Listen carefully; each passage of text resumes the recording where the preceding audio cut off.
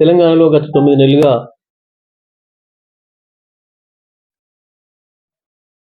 పరిపాలన పూర్తిగా విఫలమైంది. ముఖ్యమంత్రికి, మంత్రులకు ఎవరికీ సరైన అవగాహన లేక ప్రతి విషయంలో వాళ్ళు గందరగోళ పడడం కాదు, ప్రజల్ని గందరగోళపరుస్తున్నారు.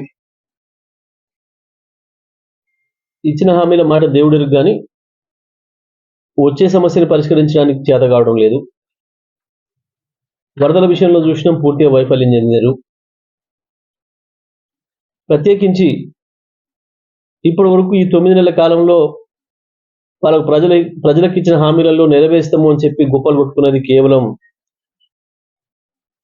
రైతు రుణమాఫీ విషయంలో.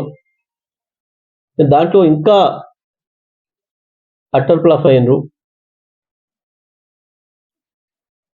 ఒక స్పష్టత లేని పరిస్థితి. రైతాంగం అంతా గందరగోళంలో ఉన్నారు. రైతాంగాన్ని గందరగోళంలో నెడుతున్నారు కావాలని చెప్పి ఒక పథకం ప్రకారమే ప్రభుత్వం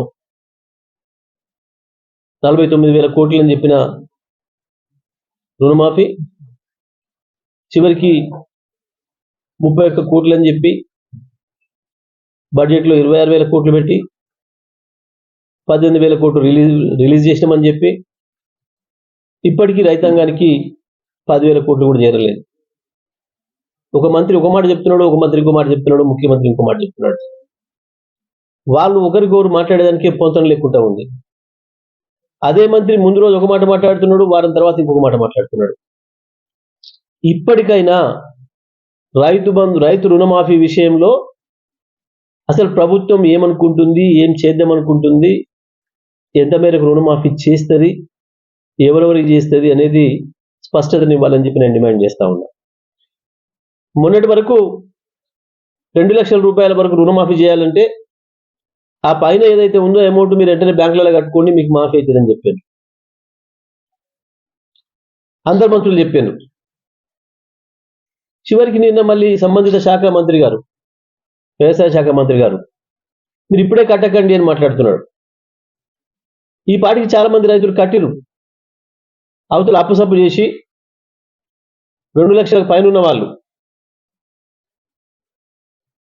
3 లక్షలు ఉన్న వాళ్ళు, 4 లక్షలు ఉన్న వాళ్ళు, 2.5 ఉన్న వాళ్ళు, 2.20 ఉన్న వాళ్ళు, అవతల చేబదులు తెచ్చో వడ్డీకి తెచ్చో కట్టిరు చాలా మంది. ఇవాళ మళ్ళీ తప్పించుకోవడం కొరకు మీరు ఇప్పుడే కట్టకండి అని మాట్లాడుతున్నారు. ముందు బ్యాంకుల నుంచి వెళ్ళి సమాచారం తీసుకొని రైతుల్ని మోసం చేయడం కొరకు ముందు మీరు అగ్రికల్చర్ అధికారులను కలవండి, బ్యాంకులను కలవండి, కలెక్టర్ని కలవండి అని చెప్పాను. ఆ తర్వాత లేదు మేమే ఊర్లలోకి పంపిస్తాం, మీ అగ్రికల్చర్ ఆఫీసర్లే వచ్చి మీ వివరాలను తీసుకుంటారు అని చెప్పాను. బ్యాంకులలోనేమో వాళ్ళు డబ్బులు వసూలు చేసుకునే తొందరలో 2 లక్షల పైన ఉన్న రైతులను పిలిచి మీరు వెంటనే కట్టండి, కట్టకపోతే మీకు రాదు, కడితే మీ పేరు పంపిస్తామని చెప్పి రైతాంగాన్ని భయపెట్టిస్తున్నారు. ఆ రకంగా చాలా మంది రైతులు కట్టిరు. ఇప్పటికి ప్రభుత్వాన్ని నమ్మి, ముఖ్యమంత్రి మాటల్ని నమ్మి, ముఖ్యమంత్రి మాటల్ని నమ్మి, ఎన్నికల ముందు నమ్మించి మోసం చేయడమే కాదు, ఇప్పుడు కూడా మళ్ళీ రైతుల్ని మోసం చేస్తుంది ప్రభుత్వం. ఇంతకంటే దుర్మార్గమైన పని ఇంకొకటి ఉండదు. ఒక ప్రభుత్వం, ఒక మంత్రి స్వయంగా